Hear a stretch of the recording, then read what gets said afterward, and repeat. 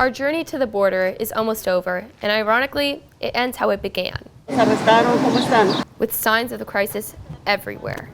We stumble on a small group of migrants with the Texas State Highway Patrol. Nos entregamos porque nos cansamos. After a month on the road and 10 days trying to cross the border without eating, they simply gave up. My trip to the border has made the crisis very real for me.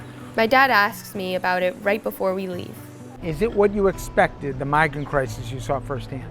We talked a lot about this at home. We've seen a lot of news on this, but I am really surprised to the extent of the immigration crisis and the amount of people that I saw suffering. Discussing the topic of it being black and white, I just think that's not true. There's so much gray in between. It's such a complex topic and there's not a right or wrong, and being able to hear both sides of the discussion, I think that I'm able to really grasp the situation and understand how pressing of an issue it is. Finally, another thing that struck me was they all talked about what they were hoping to find in America.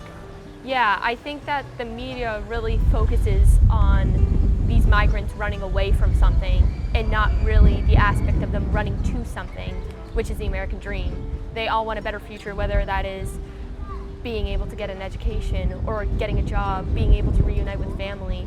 And I think that that's what really keeps a lot of these migrants going, especially on these extremely hard trips to places like Reynosa and America in itself. I'm sure your friends are going to ask about what you saw. What will you tell them? We all know that this is an issue, but we have to understand how much help these people need and how the young generation that can really connect to these people is use our voices for the better and be able to tell other people how pressing of an issue this is, why these people need help, and how we can help them.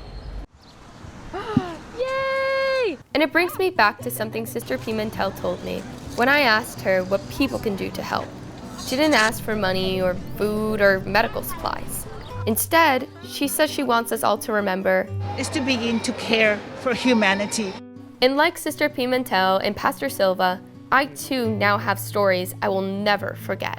And I will keep sharing them, because as my new friend Angel said, occasionally you hear that, oh, why are they doing this? Why are they going to come over here into our country? They should just stay over there. But in reality, if the roles were reversed, wouldn't you want to come over here?